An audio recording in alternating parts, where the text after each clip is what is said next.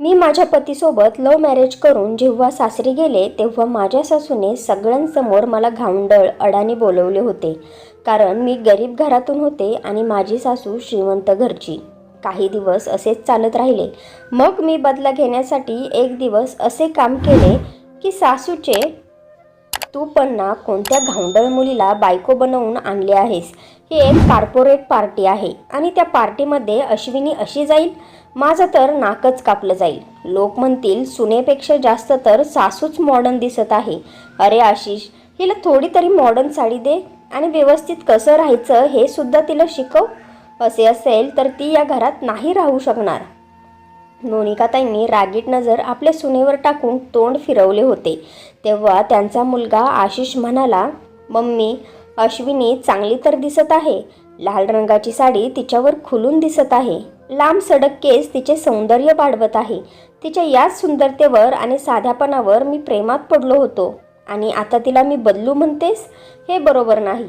माझी बायको सगळ्यात वेगळी आहे आणि मला हिला पार्टीला घेऊन जाण्यासाठी कोणतीच लाज लज्जा शरम वाटत नाही. आपल्या मुलाचे आशिषचे उत्तर ऐकून मोनिकाताई गप्प झाल्या होत्या. जेव्हा नवराच बायकोच्या बाजूने बोलणार असेल तर त्यांच्यामध्ये तिसऱ्या व्यक्तीची बोलण्याची हिंमत कशी होईल? पूर्ण रस्ता मोनिकाताई शांत बसल्या होत्या. मनातल्या मनात विचार करत होत्या की आशिषने माझं ऐकलं नाही आणि या घावंडळ मुलीसोबत लग्न केले. मिस्टर पाटलांची मुलगी सियासोबत लग्न केले असते तर आमच्यासोबत उठण्या बसण्याच्या योग्यतेची तरी असली असती. या अश्विनीसोबत जायचे म्हटल्यावर मला लाजच वाटत आहे. ही तर आज आमचे नाकच कापणार आहे. या आशिषने तर माझं काहीच ऐकलं नाही. पण मी माझ्या छोट्या मुलासाठी, अमरसाठी सियासारखीच बायको शोधून आणेल. अरे, सियासारखीच का? सियालाच माझी छोटी सून म्हणून घरात घेऊन येईल. तिचे घर सुद्धा चांगले आहे आणि पैसेवाली सुद्धा आहे. मला सुद्धा खूप पसंत आहे. अशा प्रकारे मोनिकाताई गाडीत विचार करत होत्या आणि मनातल्या मनात खुश होत होत्या. त्या अश्विनीसोबत थोड्यासुद्धा बोलल्या नव्हत्या. त्यांच्या नजरेने अश्विनी त्या लाल साडीत घावंडळ वाटत होती. ते आता पार्टीमध्ये पोहोचले होते. आशिष अश्विनीचा हात पकडून आतमध्ये आला होता. अश्विनीला बघून सगळ्यांच्या तोंडून वा वा असेच निघत होते. सगळे लोक नवीन लग्न झालेल्या जोडप्याला शुभेच्छा आणि आशीर्वाद देत होते. आशिषला बिझनेसमध्ये खूप मोठे यश मिळाले होते, त्यामुळे मोनिकाताईंनी ही पार्टी ठेवली होती. त्या स्वतः खूप महागातला लॉंग वन पीस घालून आल्या होत्या, त्यामुळे त्यांना आपली सून खूपच साधी वाटत होती. जेव्हा पार्टीमध्ये अश्विनीच्या साडीचे आणि तिचे कौतुक होत होते तेव्हा मोनिकाताईंना हे सहन होत नव्हते. थोड्याच वेळात मॉडर्न कपड्यांमध्ये सिया आपल्या पप्पांसोबत पार्टीमध्ये आली होती. तेव्हा मोनिकाताईंनी तिच्या पप्पांची परवानगी घेतली आणि आपल्या छोट्या मुलासोबत म्हणजे अमरसोबत सियाची एंगेजमेंटची घोषणा केली. पूर्ण हॉल टाळ्यांच्या आवाजाने गजबजला होता. घरी येऊन अमर आपल्या मम्मीला म्हणाला, मम्मी, अचानकच सियासोबत माझी एंगेजमेंट का करत आहेस? आधी आम्हाला एकमेकांना चांगले ओळखू दे. आम्ही एकमेकांसोबत फक्त बिझनेसच्या गोष्टी केल्या आहेत.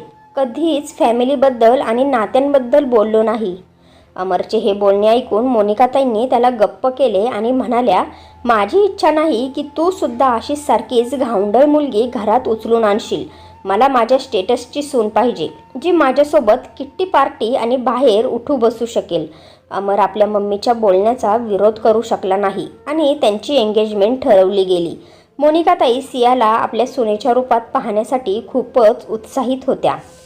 दुसऱ्या दिवशी सकाळी नाश्त्याच्या टेबलवर मोनिकाताई अश्विनीला ओरडून म्हणाल्या, तुला थोडीसुद्धा अक्कल नाही का गं? आम्ही नाश्त्यामध्ये ब्रेड बटर खातो आणि तू हे तुपाचे पराठे आणि बटाट्याची भाजी बनवली आहेस. आशिष तर यांना स्पर्शसुद्धा करणार नाही. एवढ्या सगळ्या अन्नाची नासधूस होणार. अश्विनी शांतच होती. तेव्हा आतमधून आशिष आला आणि म्हणाला, मम्मी, अश्विनीला मीच पराठे आणि बटाट्याची भाजी करायला सांगितली होती. रोजच ब्रेड बटर खाऊन आता मला कंटाळा आला आहे. तुला ऑफिसला जाण्याची रोजच घाई असते, त्यामुळे तुला आमच्यासाठी वेळ भेटत नाही. म्हणून मी अश्विनीला म्हणालो की मला हे खायचे आहे आणि म्हणूनच तिने हे सगळं बनवलं. तसे तर तू ब्रेड बटर पण खाऊ शकतेस, फ्रीजमध्येच ठेवले आहे. मोनिकाताई काहीच बोलल्या नाही. त्यांनासुद्धा पराठे आवडले होते, परंतु त्या प्रत्येक वेळेस अश्विनीचा अपमान करत होत्या आणि त्यांना तसे करायला आनंद मिळत होता. आशिष एक श्रीमंत कुटुंबातला मोठा मुलगा आहे आणि आपली मम्मी मोनिकाताईसोबत कपड्यांचा बिझनेस करत आहे. आशिषच्या वडिलांनंतर मोनिकाताईंवर ही सारी जबाबदारी आली होती. त्यांनी स्वयंपाक आणि घर सोडून फक्त आपल्या बिझनेसवर लक्ष दिले होते, कारण दोन्ही मुलं छोटी होती. त्यांना सांभाळायचे होते, त्यांना आपल्या स्वतःच्या पायावर उभे करायचे होते. बिझनेस करता करता मोनिकाताईमध्ये खूपच बदल झाले होते. त्यांचे राहणीमान आणि विचारसुद्धा बदलले होते. आशिष आणि अमरने आपले शिक्षण पूर्ण केले आणि आपल्या घराच्या बिझनेसवर लक्ष द्यायला लागले आणि त्यांच्या मेहनतीचे त्यांना फळ भेटले की त्यांचा बिझनेस चांगला सेट झाला होता. आता मोनिकाताईंना आशिषच्या लग्नाची चिंता होऊ लागली. त्यांनी खूप जागी त्याला मुली पाहिल्या, पण त्यांना कोणीच पसंत आले नाही. सियासाठी त्या तिच्या वडिलांसोबत बोलणारच होत्या की एके दिवशी आशिष सकाळी मंदिरामधून येत होता आणि त्याच्यासोबत अश्विनीसुद्धा गळ्यात हार घालून येत होती. तेव्हा आशिष म्हणाला, मम्मी, मी माझ्या बालपणीच्या प्रेमासोबत मंदिरामध्ये लग्न केले आहे. जर मी तुला सांगितले असते तर तू कधीच मला परमिशन दिली नसतीस. मग मी विचार केला की जेव्हा मी लग्नच करून जाईन तेव्हा तू मला नकार देऊ शकणार नाही. मोनिकाताईंना खूपच वाईट वाटले होते. त्या विचार करून ठरवून बसल्या होत्या की आशिष आणि सियाचे लग्न झाले तर त्यांना बिझनेसमध्ये फायदा होईल आणि सोबतच सिया एकुलती एक मुलगी आहे, त्यामुळे भरपूर हुंडा घेऊन येईल आणि तिची संपूर्ण प्रॉपर्टीसुद्धा त्यांनाच मिळेल. पण आशिषने त्यांच्या स्वप्नांवर पाणी फिरवले होते. अश्विनी त्यांच्या जुन्या शेजारच्यांची मुलगी होती, जी 4 बहिणींच्या मध्ये सगळ्यात मोठी होती. तिचे वडील एका स्कूलमध्ये सामान्य टीचर होते, जे कसे तरी करून आपले कुटुंब चालवत होते. अश्विनीला स्वीकारण्याशिवाय त्यांच्याकडे दुसरा कोणताच पर्याय शिल्लक नव्हता. अश्विनी सामान्य घरातली मुलगी होती, जिला घरातली सगळीच कामं येत होती आणि मोनिकाताईंची इच्छा होती की त्यांची सून मॉडर्न पद्धतीने राहणारी असेल आणि तिचे माहेर श्रीमंत असेल. बस, अश्विनी तर घरात आली होती, पण मोनिकाताई तिच्यावर कायमच चिडलेल्या असायच्या. मोनिकाताई स्वतः बिझनेसमध्ये व्यस्त असायच्या, तेव्हा घराची आणि स्वयंपाकाची जबाबदारी सगळे नोकर लोक सांभाळायचे. सगळे घर नोकरांच्या भरोशावरच चालत होते. पण आता अश्विनीने येऊन सगळी जबाबदारी सांभाळली होती. आशिष आणि अश्विनीचे एकमेकांवर खूप प्रेम होते. मोनिकाताईंनी अजूनही अश्विनीला मनापासून आपली सून म्हणून स्वीकारले नव्हते. मोनिकाताई अमर आणि सियाच्या लग्नाची तयारी खूपच जोरदार करत होत्या. शेवटी त्यांच्या पसंतीची सून घरात येणार होती आणि सोबतच हुंडासुद्धा घेऊन येणार होती. सिया आपल्यासोबत खूप सारा हुंडा आणि महागातल्या वस्तू, कपडे, दागिने घेऊन आली होती. मोनिकाताईंनी लग्नानंतर आपल्या ऑफिसमध्ये पार्टीसुद्धा दिली होती, परंतु मोनिकाताई सियाचा अतिशय शॉर्ट ड्रेस पाहून खूप हैराण झाल्या होत्या. त्या सियाला म्हणाल्या, सिया, तू हनीमूनला जात नाहीयेस. ऑफिसमध्ये काही मोठी माणसंसुद्धा आहेत. ही तुझ्या लग्नाची पार्टी आहे. थोडा मोठा वन पीस घातला असता तर.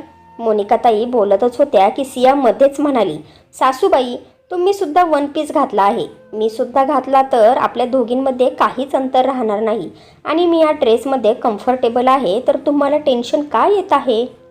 मोनिकाताईंनी शांतच राहणे योग्य समजले. दुसऱ्या दिवशी सकाळी 9 वाजले तरी सिया उठली नव्हती आणि अमरची ऑफिसची जाण्याची वेळ झाली होती. अश्विनीने सगळ्यांसाठी नाश्ता बनवला, पण सिया अजूनही उठून बाहेर आली नव्हती. मोनिकाताईंनी तिला उठवण्याचा प्रयत्न केला, पण ती रागात त्यांना म्हणाली, सासूबाई, तुम्हाला माझ्याजवळ काय काम आहे? माझ्या पप्पांनी खूप सारे पैसे दिले आहेत, त्यातून एक नोकर ठेवा, पण मला त्रास देऊ नका. आणि तिने मोनिकाताईंच्या नाकावर दरवाजा बंद केला. मोनिकाताईंनी नकारार्थी मान हलवली आणि ऑफिसला निघून गेल्या. दुपारी ऑफिसमध्ये नोकराने जेवणाचा डबा आणून दिला आणि म्हणाला की मोठ्या वहिनी साहेबांनी जेवण बनवून दिले आहे. बाहेरचे खाऊ नका, नाहीतर आजारी पडसाल. मोनिकाताईंनी लंच बॉक्स उघडून बघितला तर त्यात चपाती, सुकी भाजी, वरण भात, सॅलड सगळं काही होतं. घरचे जेवण, आणि ते सुद्धा सुनेच्या हातचं खाऊन मोनिकाताईंचा आत्मा तृप्त झाला होता. आता त्यांना आशिषच्या पसंतीवर अभिमान वाटू लागला होता, परंतु त्यांनी कधीच आशिषला आणि अश्विनीला सांगितले नाही की त्या आता अश्विनीला पसंत करायला लागल्या आहेत. अश्विनी घरात सगळ्यांची काळजी घेत होती आणि इकडे सिया रूममधून बाहेरच निघत नव्हती. तरीसुद्धा अश्विनी आपल्या दिराची काळजी घेत होती. एक दिवस घरी फोन आला की अश्विनीचे बाबा आजारी आहेत, त्यामुळे अश्विनी आपल्या बाबांना भेटण्यासाठी माहेरी गेली आणि इकडे मोनिकाताईंचा कार ॲक्सिडेंट झाला आणि त्या अंथरुणावर पडल्या. दुसऱ्या दिवशी सकाळी जेव्हा नाश्त्याचा टाईम झाला तेव्हा सियाने सगळ्यांना ब्रेड बटर दिले. आज मोनिकाताईंना जाणवले की मी कधीच अश्विनीची कदर केली नाही, त्यामुळे सियासुद्धा माझी कदर करत नाही. 2 दिवसांपासून बाहेरचे जेवण येत आहे, ज्याची सवय जवळजवळ सुटलीच होती. अश्विनी सगळ्यांसाठी मनापासून स्वयंपाक करत असायची.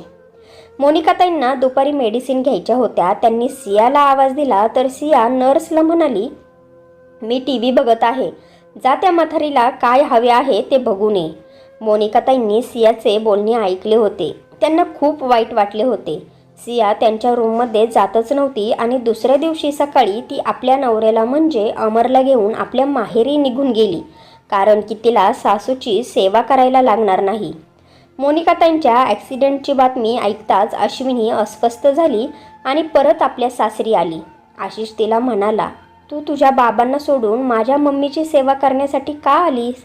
तेव्हा अश्विनी म्हणाली, आशिष, बाबांची तब्येत पहिल्यापेक्षा आता ठीक आहे आणि तिकडे त्यांची सेवा करण्यासाठी माझ्या बहिणी आहेत, आई आहे, पण इकडे तर मम्मी एकटीच आहे. तुम्ही दोघे तर ऑफिसला जासाल, मग त्यानंतर मम्मीला कोण सांभाळणार? त्या घरात मोठे आहेत, या घराची मालकीण आहे, त्यामुळे त्यांना नर्सच्या भरोशावर तर नाही ना सोडू शकत. आणि त्या आता माझ्यासुद्धा मम्मी आहेत. मोनिकाताईंचे अश्विनीचे हे शब्द ऐकताच मन भरून आले होते. ज्या सुनेचा आपण इतका अपमान केला, दिवसरात्र टोमणे दिले, प्रत्येक क्षणाला तिला कमीपणा दाखवला, आज ती सून त्यांची सेवा करण्यासाठी तत्पर आहे. नर्सपेक्षाही जास्त त्यांची काळजी घेत आहे. मोनिकाताईंना आपण केलेल्या कृत्यावर पश्चाताप होऊ लागला होता. एक दिवस मुसळधार पाऊस होत होता. शहरातले सगळेच रस्ते जाम झाले होते. सगळ्या सेवा बंद झाल्या होत्या. तेव्हा नर्ससुद्धा येऊ शकली नव्हती. त्यामुळे मोनिकाताईंची सर्व कामे अश्विनीला करायला लागली होती. अश्विनी मोनिकाताईंना प्रेमाने आंघोळ घालायची, त्यांना कपडे घालायची आणि त्यांचे केसही नीट करून द्यायची. त्यांना वेळेवर मेडिसिन द्यायची. एक दिवस अश्विनी मोनिकाताईंच्या रूममध्ये आली आणि म्हणाली, मम्मी, ती नर्स अजून काही दिवस येऊ शकणार नाही. पावसात तिचे घर तुटले आहे, तोपर्यंत मी तुमच्या खोलीत राहते. तेव्हा मोनिकाताई म्हणाल्या, परंतु अश्विनी, तू जर असे केले तर आशिषला वाईट वाटेल. तू त्याला सोडून माझ्या रूममध्ये कशी काय राहू शकतेस? अश्विनी हसत म्हणाली, मम्मी, मी आशिषसोबत भांडण करून तुमच्या रूममध्ये आले नाही. आम्ही दोघांनीही मिळून हा निर्णय घेतला आहे. मी तुमची काळजी घेईन. नर्सचा फोन आला होता की तिला अजून काही दिवस लागतील आणि नवीन नर्स जागोजागी पाणी भरले आहे, त्यामुळे येऊ शकत नाही. नंतर मोनिकाताई अडखळत म्हणाल्या, अश्विनी, जे दैनिक काम मी अंथरुणावर करते ते तर नर्सच करू शकेल ना? मोनिकाताईंना काय बोलायचे होते हे अश्विनीला समजले आणि मग ती स्मित हास्य करत म्हणाली, नाही मम्मी, ते काम मी करू शकते. मी तुम्हाला माझी आई मानली आहे, तेव्हा मुलगी होण्याच्या नात्याने मी हे सगळं काम करू शकेल. तुम्ही फक्त लवकरात लवकर बऱ्या व्हा. अश्विनीचे हे बोलणे ऐकल्यानंतर मोनिकाताईंचे डोळे भरून आले होते. त्या आपल्या सुनेला म्हणाल्या, अश्विनी बाळा, मला माफ कर. मी तुझ्यासोबत खूपच वाईट वागले.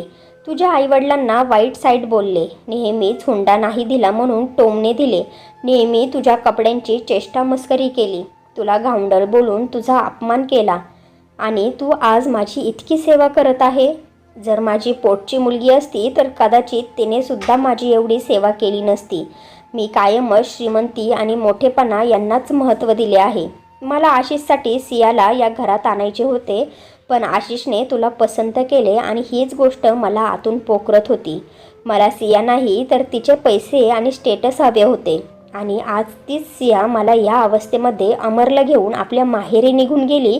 तिला वाटत असेल की मी आता अंथरुणावर आले आहे, त्यामुळे ती माझी सेवा का करेल? तिला आपले फ्रीडम, किट्टी पार्टी आणि इकडे तिकडे फिरणे जे पसंत आहे, ही सगळी माझी चुकी आहे ग. जर मी तिच्याशी पैशांमुळे जोडले गेले होते तर मग ती माझ्या हृदयाशी का जोडेल? माझ्या दुःखाला का समजून घेईल? मी फक्त पैसेच बघितले आणि आशिषने तुझे गुण बघितले. तू हे घर सांभाळत आहेस आणि मलाही सांभाळत आहेस. सिया आणि तुझ्यात किती मोठा फरक आहे. ती मला या अवस्थेमध्ये सोडून माहेरी निघून गेली आणि तुला माझ्या या अवस्थेबद्दल कळाल्यावर तू माहेरावरून पळत आलीस. मोनिकाताई अश्विनीसोबत रडत रडत बोलत होत्या तेव्हा अश्विनी म्हणाली, मम्मी आता बास करा, तुम्ही जास्त विचार करू नका, तुमची तब्येत अजूनच खराब होईल, मी सगळं सांभाळून घेईल, तुम्ही फक्त वेळेवर औषधं खाऊन आराम करा. अश्विनीची 2 महिन्यांची मेहनत आणि डॉक्टरांची औषधं यांमुळे मोनिकाताई बऱ्या झाल्या. त्या पहिल्यापेक्षा चांगल्या चालायला फिरायला लागल्या आणि ऑफिसलाही जायला लागल्या. एक दिवस दुपारी जेव्हा सगळे जेवण करत होते तेव्हा सिया आणि अमर घरी आले. सिया लगेच मोनिकाताईंना बघून म्हणाली, मम्मी तुम्ही ठीक झाल्या, मला तर खूपच आनंद झाला आहे, तुम्ही अजिबात चिंता करू नका, अमर आणि मी उद्यापासूनच इकडे राहायला येतो. सियाचे बोलणे ऐकल्यावर मोनिकाताई म्हणाल्या, सिया बाळा, इकडे येण्याची काहीच गरज नाही, माझ्याजवळ आशिष आणि अश्विनी आहे, तुम्ही दोघे आपल्या पप्पांजवळच राहा आणि आता सगळा बिझनेस आशिष आणि मी सांभाळेल. माझा तर पोटचा मुलगा मला असे दुःखात सोडून बायकोसोबत निघून गेला तर मग मी तुला तरी काय बोलू शकते ग. आणि हो, आता या घरात आणि बिझनेसमध्ये तुम्हा दोघांचा काहीच अधिकार नाही, कोणताच हिस्सा नाही, आता तुम्ही इथून जाऊ शकता. हे ऐकल्यानंतर अमर आपल्या आईची पाय धरून माफी मागू लागला होता, परंतु सियाने एकदाही माफी मागितली नाही आणि अमरला तिथून ओढत घेऊन गेली. सिया आणि अमर तिथून निघून गेले होते आणि मोनिकाताई आशिष आणि अश्विनीसोबत सुखाने राहू लागल्या होत्या. तर मंडळी, पैसा नक्कीच महत्त्वाची गोष्ट आहे, पण जर पैसा असेल आणि आपल्याजवळ आपलं कोणीच नसेल तर तो पैसा बेकारच वाटतो. जेव्हा माणूस दुःखी होतो, लाचार होतो, तेव्हा आपलेच आपल्या कामी येत असतात. त्यामुळे कधीच आपल्याजवळ असणाऱ्या पैशांचा गर्व करू नका, कारण लक्ष्मी कधीच एका जागी थांबत नाही. तर फ्रेंड्स, मला आशा आहे की तुम्हाला आमची कथा आवडली असेल. जर तुम्हाला कथा आवडली असेल तर व्हिडिओला लाईक करा. चॅनेलवर नवीन आला असाल तर नात्यांचा स्पर्श या चॅनेलला सबस्क्राईब करा. आणि हो, कृपया नोटिफिकेशन बेल दाबायला अजिबात विसरू नका, जेणेकरून पुढील अपडेट सर्वप्रथम तुम्हाला मिळेल. आपण संपूर्ण कथा वाचली, ऐकली त्याबद्दल आपले सर्वांचे मनापासून धन्यवाद.